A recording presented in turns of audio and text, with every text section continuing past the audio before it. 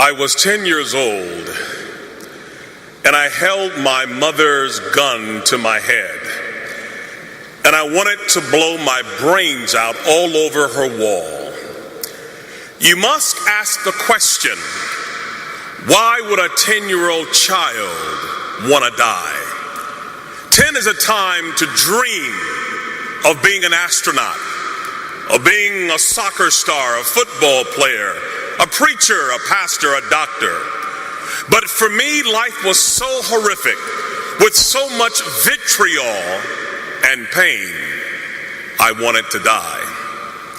I'm the product of interracial immigrants. My grandmother was tall, white, and thin from Germany, and we called her French fry.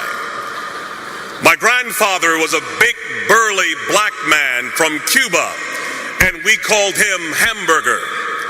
Hamburger met French fry and created a happy meal.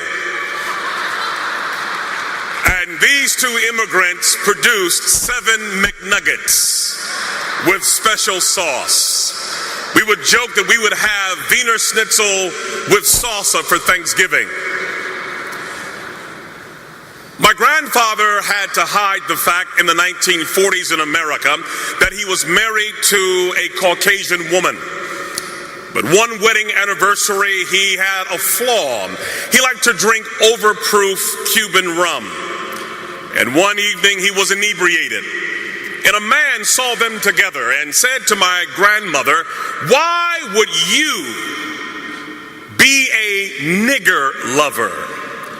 My grandfather, with huge arms, lost his temper and hit the man in the jaw and broke his neck. The man didn't die, but he was injured severely. He went to the worst prison, convicted of the crime, Mansfield Reformatory in Ohio, locked down 23 hours a day. It hit the newspapers that my grandmother was married to this convicted felon, and she lost her job. But being a German woman, she didn't complain or whine or woe is me. She began to work odd jobs, cleaning other people's houses and toilets, taking care of their children.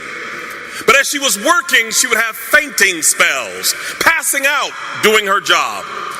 She went to the doctor and discovered that she had a tumor growing behind her left eye that was metastasizing to her brain. And the doctor said, "We have to take out a third of your face, your eye. You will be malformed and disformed and disfigured for the rest of your life." What do you do when the American dream becomes an American nightmare? She could not work. She was sick and mutilated. My grandfather's in jail, and day by day they lost everything that they had acquired. They lost their house, they lost their car, they lost their furniture, they lost their dignity, they lost their self-esteem, and they were living in the streets like animals.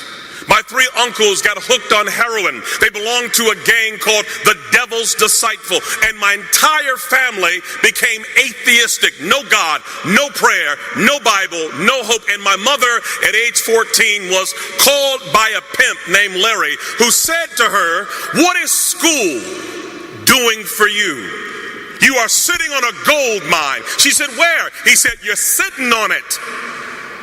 And we call this being turned out. And little by little, she began to sell her 14-year-old body to grown men for money to survive.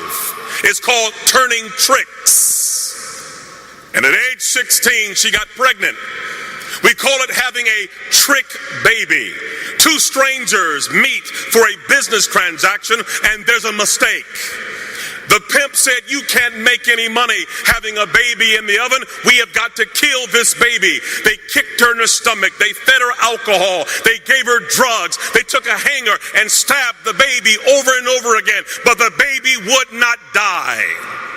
The baby was born 2 months premature with no pancreas, a learning disability, a bladder too small, unable to function, a severe stutterer. We call it a trick baby. Nobody wants the baby. No hope, no future. Kill it was the word. That baby was me. I'm the lowest of the low. I come from the guttermost.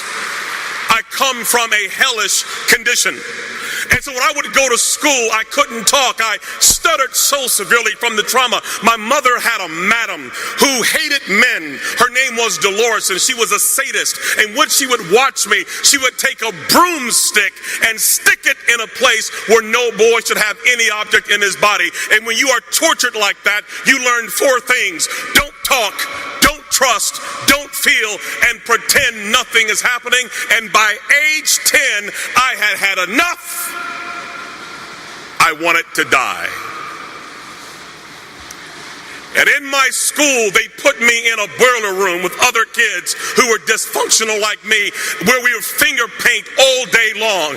And yet there was a teacher, thank God for her, who had a Gideon Bible, and she came to my school and she saw kids like me as her mission field. And she would give me this Gideon Bible and read to me stories of dysfunctional characters who God used. She would say to me, Ronaldo, God uses greatly those who have been wounded very deeply. He will turn your pain into power, your wounds into wisdom. She had me read the story of Moses, who was also a stutterer. I began to understand that God did love a trick baby. Even as low as I was, there was hope for me and possibility. And when a child begins to understand the love of God and the power of His Word and the possibilities, it changes everything. How can a young man keep his way clean? By taking heed according to your word. Your word have I hid in my heart that I may not sin against thee. I began to memorize the Bible, that Gideon Bible, reading 2,000 scriptures. And when you put that kind of word in a life, something begins to happen. My stuttering went away. I stopped wetting the bed. I stood tall. I became valedictorian, became a pastor, and preached until everybody in my family got saved. Why? Because somebody placed the Gideon Bible in a woman's hand that changed a life forever. Yes, I was born a trick baby, but the trick was on the devil because of you and the power of the word